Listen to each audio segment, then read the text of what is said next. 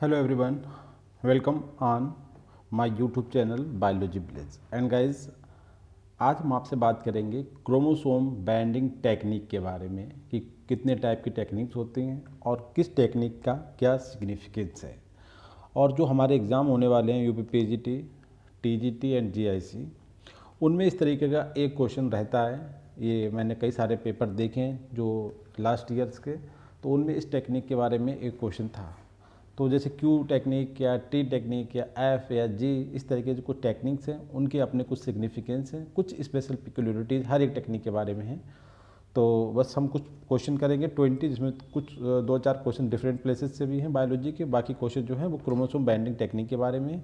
और इन क्वेश्चन करने के बाद जो क्वेश्चन एग्जाम में अगर आता है इस फील्ड से, तो आप आसानी से कर सकते हैं। तो पहला क्वेश्चन देखते हैं कि what is true about the banding technique के बारे में क्या बात सही है। पहला पॉइंट है कि they reveals structural detail of chromosome. बिल्कुल सही बात है गाइस, क्रोमोसोम बैंडिंग टेक्निक से हमें क्रोमोसोम की स्ट्रक्चर डिटेल के बारे में इंफॉर्मेशन मिलती है। दूसरा स्टेटमेंट है कि they have detected more than 30 new syndrome. देखिए, इन टेक्निक की जो ओरिजिन हुई है या जब से ये लॉन्च हुई, उससे पहले हमें बहुत सारी इन्फॉर्मेशन नहीं थी। इन टेक्निक की डिस्कवरी के बाद क्रोमोसोम से related 30 new syndromes, new problems के बारे में हमें पता चला है। एंड थर्ड वन है कि on the basis of banding technique 3 major types of chromatin identified. ठीक है, 3 टाइप। हमें क्या लगता था हेट्रोक्रोमेटिन, यूक्रोमेटिन, ये 2 टाइप। अब कितने टाइप की हेट्रोक्रोमेटिन हमें क्लियर हुई है, क्रोमेटिन 3 टाइप्स की। तो it is also true and it is the significance of the banding technique. So correct answer आपका डी। ठीक है। एंड सेकेंड क्वेश्चन है गाइज, क्यूनाक्राइन मस्टर्ड। देखिए, ये अपने आप में क्वेश्चन अलग फील्ड से भी आ सकता है। इसे यहाँ पूछने का मतलब है कि this is a dye and use in the banding technique. तो quinacrine mustard is fluorescence dye, ये है क्या? पहले तो क्वेश्चन यहाँ पे पूछा गया व्हाट इज दिस, है कि फ्लोरेसेंस डाई है न्यूट्रास्यूटिकल ऑफ मस्टर्ड, कि मस्टर्ड में पाया जाने वाला कोई केमिकल है जो कि harmful for our health, and a mutagenic agent, मतलब ऐसा केमिकल जो म्यूटाजन क्रिएट कर सकता हो, या नन ऑफ दी एबव। तो सिंपल सी बात है, हमने इस चैप्टर में इस सेक्शन में से डिस्क्राइब किया, तो that means it is a fluorescent dye that use in the banding techniques. Correct answer आपका ये। क्वेश्चन नंबर 3 में बात करते हैं, फ्लोरेसेंट डाई इज। ठीक है, जो फ्लोरेसेंट डाई, अभी क्वेश्चन उल्टा था, इसका आप इधर से कर दिया कि क्यूनाक्राइन मस्टर्ड क्या है, कि फ्लोरेसेंट डाई है। अब पूछा है फ्लोरेसेंट डाई इज, तो आपका आंसर क्यूनाक्राइन मस्टर्ड तो गाइस देखो है ये fluorescent dye that use in the binding technique. इसके अलावा proflavin also a fluorescent dye that use in the binding technique along with the quinacrine both and acetocarmine. Question में पूछा गया कि फ्लोरेसेंट डाई कौन सी है, तो भाई दोनों ही डाई आपकी फ्लोरेसेंट डाई है। ऑलरेडी हम इसके बारे में आपको बता चुके थे। And this one another fluorescent dye proflavine, और एस्टोकार्मिन भी डाई है but it is not fluorescent dye. So correct answer आपका होता है सी, कि जो फ्लोरेसेंट डाई के एग्जाम्पल्स हैं वो क्यूनाक्राइन मस्टर्ड एंड प्रोफ्लेविन्स। क्वेश्चन नंबर 4 में हम बात करते हैं, in the following one is true about the Q binding technique. देखिए, इसमें से एक बाइंडिंग टेक्निक हमने बताया 5 टाइप की टेक्निक्स हैं। क्यू है, टी है, एफ है, जी है, टी है एंड सी है। ठीक है, जिसमें से एफ वाली जो है आपकी सेकेंडरी है, मतलब ये प्राइमरी है, क्यू टी, जी और सी। ठीक है, जो 5th वाली हम डिस्कस करते हैं स्पेशल कैटेगरी में। तो सबसे पहले हमने बात करा क्यू बाइंडिंग टेक्निक के बारे में। तो इसकी सिग्निफिकेंस ये है कि this technique not involve pre stage treatment. जैसे बहुत सारी टेक्निक की अगर हम जॉइंट बात करें तो उनमें क्रोमोसोम को प्री ट्रीटमेंट दिया जाता है एक स्टेंट से, उसके बाद एक जो उनका मेजर ट्रीटमेंट होता है वो किया जाता है। But in Q binding technique में कोई प्री ट्रीटमेंट या कोई प्री स्टेनिंग ट्रीटमेंट नहीं दिया जाता, मतलब क्रोमोसोम को प्री स्टेन नहीं किया जाता है।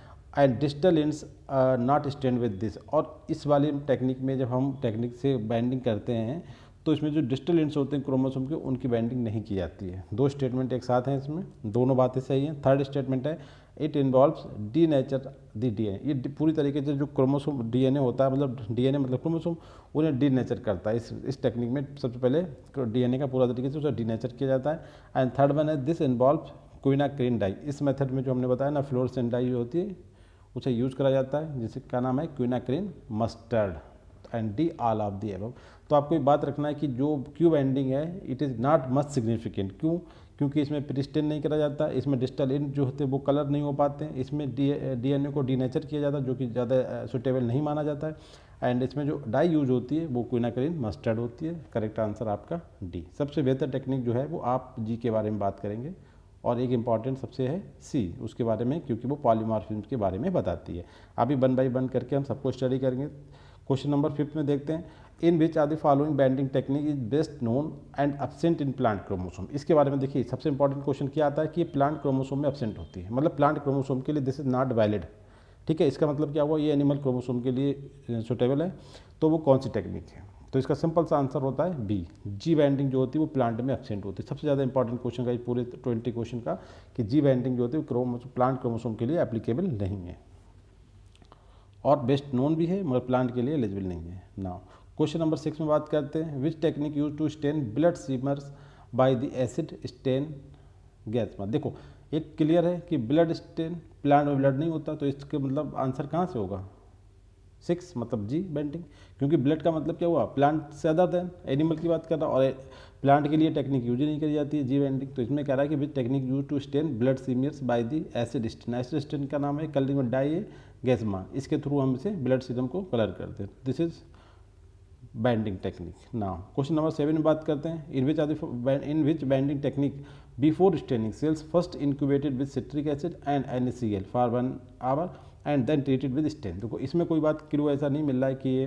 कौन सी टेक्निक है, बट इसका आंसर भी आपका गोज टू जी बैंडिंग। ठीक है, क्या कि इसमें इंपॉर्टेंट पिक्युलरिटी ये है कि इसमें जो होता है बिफोर स्टेनिंग करने से पहले जो सेल्स होती हैं जिनके हमें डीएनए या जिनके क्रोमोसोम को हमें बैंडिंग करना है, उन्हें हम इंक्यूबेट करते हैं। इंक्यूबेट का मतलब उन्हें मिक्स करके एक टाइम के लिए रख देना, एक ट्रीटमेंट होता है pathological treatment with citric acid and NaCl के साथ फॉर 1 आवर, एंड देन फिर हम उसे ट्रीट करते हैं स्टेनिंग। जिस भी स्टेन से हमें कलर करना है तो जी बैंडिंग में ऐसा किया जाता है कि बिफोर स्टेनिंग इंक्यूबेट किया जाता है सिट्रिक एसिड एंड NaCl के साथ। क्वेश्चन नंबर 8 में बात करते हैं, in which are the following is true about the Q bands of the chromosome. देखिए पहले हमने सबसे पहले आपको क्यू के बारे में बताया था, फिर जी के बारे में बताया, फिर आपको क्यू बैंड के बारे में। मतलब जिस टेक्निक में जो बैंड बनते हैं उन्हें उसी के नाम से जाना जाता है। क्यू बैंडिंग में जो बैंड बनते हैं वो क्यू बैंड्स कहलाते हैं। तो क्वेश्चन पूछा गया कौन सा स्टेटमेंट क्यू बैंड जो बनते हैं क्रोमोसोम में उनके बारे में सही है। पहला है कि they similar to G band, Q band जो होते हैं वो जी बैंड की तरह ही होते हैं, and observed in leptotene and pachytene phases of the meiosis division की जो स्टेज होती है लैप्टोटीन एंड पैकेटिन, जहाँ पर क्रॉसिंग ओवर होती है, ठीक है, वहाँ पे ये अपीयर होते हैं। अच्छा, इसमें जो होता है ये एडेनिन और थायमिन जो होते हैं जो आपके बेसिस होते हैं उनकी उसमें रिच होते हैं। जिन बैंड पे कलर क्यू बैंड जो बनते हैं उनमें एडेनिन और थायमिन की क्वांटिटी ज़्यादा होती है। Point, and they are active during transcription, और जब ट्रांसक्रिप्शन की प्रोसेस होती है मतलब डीएनए जब आरएनए में कन्वर्ट होता है इन द न्यूक्लियस, तब ये बैंड बहुत ज़्यादा एक्टिव होते हैं like ji band and producing RNA. ठीक है, जी बैंड की तरह इनमें क्वालिटी होती है कि during the transcription they are much active and produce RNA. D है ऑल ऑफ द अबव। तो ये क्वालिटी जो है क्यू बैंड के बारे में सभी इन्फॉर्मेशन ठीक है कि ये जो बैंड्स होते हैं स्पेशली लैप्टोटीन और पैकेटिन स्टेज में दिखाई देते हैं, और इन वाले रीजन्स में जो बैंड्स बनते हैं वहाँ पे एडेनिन और थायमिन की क्वांटिटी ज़्यादा होती है, और ये जी बैंड की तरह ट्रांसक्रिप्शन के दौरान एक्टिव होते हैं और एमआरएनए का फॉर्मेशन करते हैं। सो करेक्ट आंसर आपका डी। नाउ क्वेश्चन नंबर 9 में बात करते हैं कि during cell cycle G bands replicate in, G bands कब रिप्लिकेट करते हैं।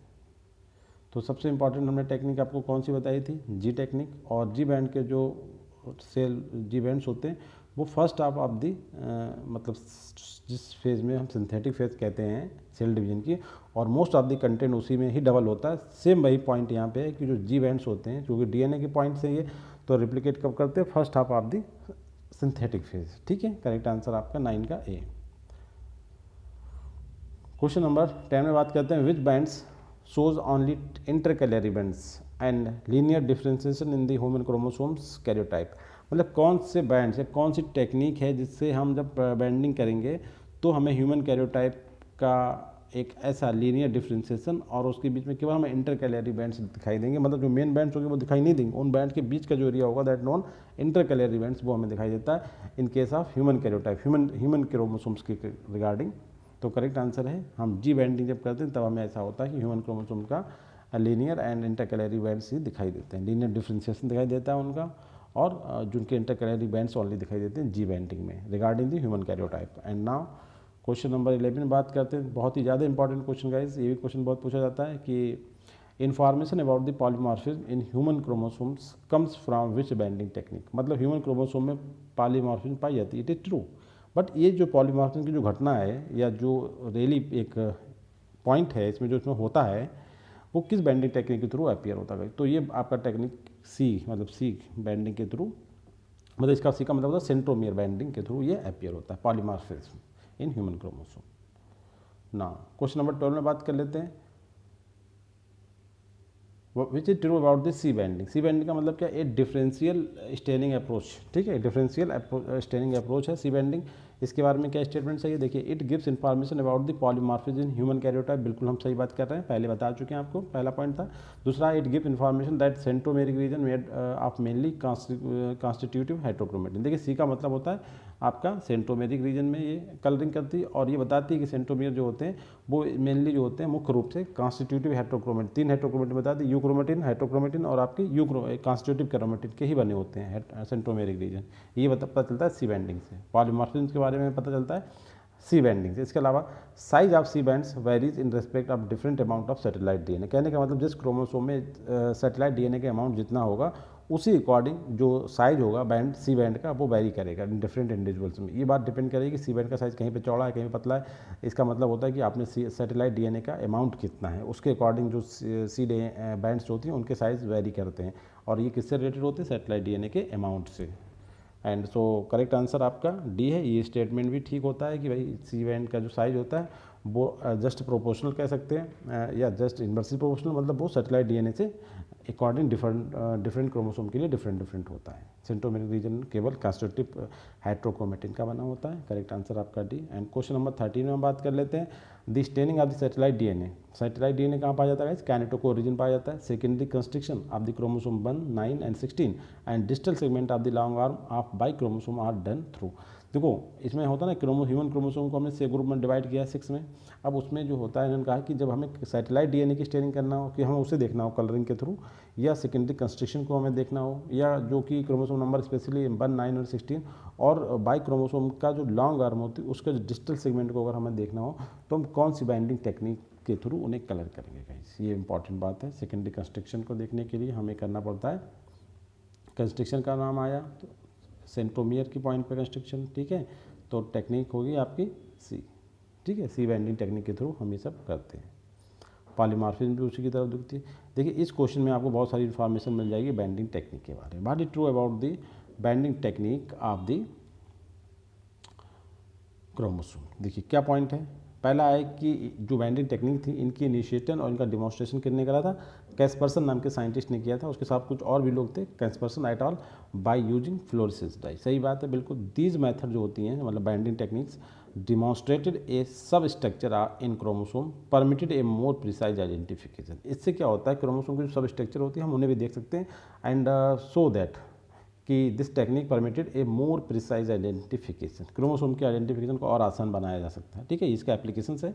एंड थर्ड वन है कि these method increase the precision of the cytogenetic diagnosis by along the study of final chromosomal abbreviations like inversion and deletion. मतलब इस method के develop होने के बाद हम ये कह सकते हैं कि साइटोजेनेटिक जो डायग्नोसिस थी उसमें और क्वालिटीज है, उसमें और प्रिसिशन है, उसमें और डीप हम जा सकते हैं, क्योंकि इसमें बहुत जो फाइनल क्रोमोसोमल एब्रीविएशंस होते हैं लाइक इन्वर्जन डिलीशन, इनके बारे में हम इन्फॉर्म्ड होते हैं।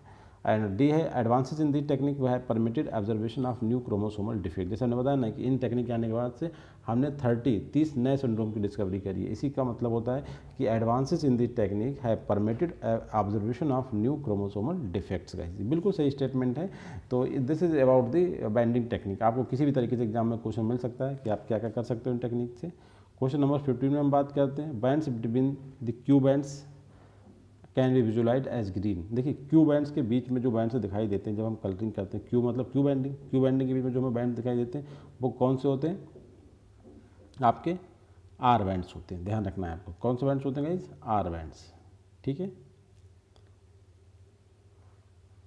और कैसे दिखाई देते हैं, ग्रीन। तो एक बैंडिंग होती है ना, उन्हें हम आर बैंड बोलते हैं, ध्यान रखना है आपको। Question number 16, which binding technique use as fuels in stain and selectively stain nuclear organiser region. काफ़ी इंपॉर्टेंट क्वेश्चन है ये वाला भी, ध्यान रखें। देखिए न्यूक्लियर ऑर्गेनाइजर रीजन एक पर्टिकुलर प्लेस होता है क्रोमोसोम पे, इसे जब हमें स्टेन करना होता है सिलेक्टिवली केवल इसी पार्ट को, और हम कौन सा स्टेन यूज़ करते हैं, फ्यूल जेन स्टेन। ये भी ध्यान रखना है आपका, फ्यूल जेन स्टेन यूज़ करते हैं टू कलर दी या to stain the nuclear organiser region located in the satellite of the chromosome. Satellite का मतलब क्रोमोसोम का एक पार्ट होता है सैटेलाइट डीएनए, उसमें ये रीजन लोकेटेड होता है। तो कहने का मतलब फ्यूल एफ, ठीक है। तो ये हम करते हैं एफ बाइंडिंग के थ्रू, ये ध्यान रखना है। इतना सब इसमें क्लू भी दिया हुआ है कि आप नहीं, दूसरा अगर ना भी दिया जाए तो आपको ध्यान रखना है, बहुत ही इंपॉर्टेंट पॉइंट है कि न्यूक्लियोलर जहाँ पर न्यूक्लियोलस होता है, न्यूक्लियस के अंदर जो पार्ट होता है उसे बोलते हैं न्यूक्लियोलस। तो न्यूक्लियोलस जहाँ पर होता है सेकेंडरी कंस्ट्रक्शन वाला रीजन होता है गाइस, और न्यूक्लियर ऑर्गेनाइजर रीजन को जब हम स्टेन करते हैं तो कौन सी मेथड के थ्रू करते हैं, तो आपका है एफ बाइंडिंग के थ्रू। एंड क्वेश्चन नंबर, अब क्वेश्चन चेंज हो गए हैं फील्ड थोड़ा सा, देखिए कुछ बॉटनी के क्वेश्चन है थोड़ा से। In which are the following is true about the till. आपने सुना होगा तिल, जिसे हिंदी में बोलते हैं तिलहन, ठीक है। एक मतलब हमारा इंडस्ट्रियल क्रॉप होता है। क्वेश्चन में देखिए दिया हुआ है, पहला तो बॉटनिकल नाम देखें इसका, सीसम इंडिकम इसका बॉटनिकल नेम होता है। काफ़ी इंडस्ट्रियल क्राफ्ट होती है, काफ़ी सारी इस पर रिसर्च चल रही है। दूसरा ये एक इंपॉर्टेंट बात, सबसे बात ये बताना चाह रहा हूँ, जो जितनी भी ऑयल क्रॉप्स हैं हमारी, जैसे आपने सुना होगा अलसी हुआ या डिफरेंट टाइप की जो सरसों होती है, ब्लैक सरसों, काली सरसों, पीली सरसों, है ना, इन सब में जो जितने भी ऑयल क्रॉप है, सूरजमुखी का तेल है, जितनी भी जो भी जहाँ जहाँ से हमें ऑयल मिलता है, उन सब में उस ग्रुप का ये क्यून ऑफ ऑयल क्रॉप्स कहलाती है। सबसे इंपॉर्टेंट बात ये है। और इसका सीसम इंडिकम इसका बॉटनिकल नेम होता है तिल का, और एक इंडस्ट्रियल क्रॉप भी है क्योंकि इसे बायोफ्यूल का चांस है बनने के। एंड डी ऑल ऑफ दिए हुए। तो ये तीनों इन्फॉर्मेशन है। इसका एक बॉटनिकल नेम, दूसरा this is called queen of oil crops, and third one it is a industrial crop. Are completely right, correct answer आपका डी। एंड क्वेश्चन नंबर 18 में बात करते हैं, इसी के बारे में है। देखिए एक karyotype of human metaphase chromosome is usually obtained from, देखो ह्यूमन क्रोमोसोम को जब कैरियोटाइप स्केच करते हैं तो हम कहाँ से क्रोमोसोम को लेते हैं, मेटाफेज स्टेज से, ध्यान रखना है, ठीक है। अब मेटाफेज क्रोमोसोम से हमने उनका कैरियोटाइप डेवलप किया। इस कैरियोटाइप का जो हम पिक्चर बनाते हैं वो हम किस उसके थ्रू लेते हैं, मतलब इलेक्ट्रॉन माइक्रोस्कोपी के थ्रू, पेपर क्रोमेटोग्राफी के थ्रू, माइक्रो फोटोग्राफ्स के थ्रू, या सिंपल कंपाउंड माइक्रोस्कोप के थ्रू। सिंपल है, कैरियोटाइप को हम किस तरीके से व्यू करते हैं, तो गाइस हम माइक्रो फोटोग्राफ के through karyotype of human chromosomes at metaphase stage पे करते हैं, माइक्रो फोटोग्राफ के थ्रू। ये अपना अपरेटस होता है। Now Palamu tiger reserve is located in which state, काफ़ी कॉमन क्वेश्चन है, बहुत पूछा जाता है एग्जाम में, ये भी आपका क्वेश्चन। तो ये आपका लोकेटेड है बिहार में, ईस्टर्न स्टेट हमारा Bihar. And now last question, Sohelwa, local में से सोहेल हमारे यहाँ जो है सेला बाबा टाइप के ऐसे करके बोलते हैं, सोहेलवा वाइल्ड लाइफ सेंचुरी, ठीक है। ये कहाँ पे लोकेटेड है, तो गाइज ये आपका यूपी में है। आपका जो दुधवा नेशनल टाइगर रिजर्व और पिलभिट टाइगर रिजर्व के बीच का जो एरिया होता है उसमें एक है सोहेलवा वाइल्ड लाइफ सेंचुरी। और पिलभिट टाइगर रिजर्व कहाँ है, करका उत्तर प्रदेश में है। तो करेक्ट आंसर आपका ए, ध्यान रखना है, काफ़ी इंपॉर्टेंट, बहुत चर्चा में है आजकल। Sohelwa wild life sanctuary river just located Nepal है, रिलेटेड बट यूपी का पार्ट है, Uttar Pradesh India. And thank you very much guys.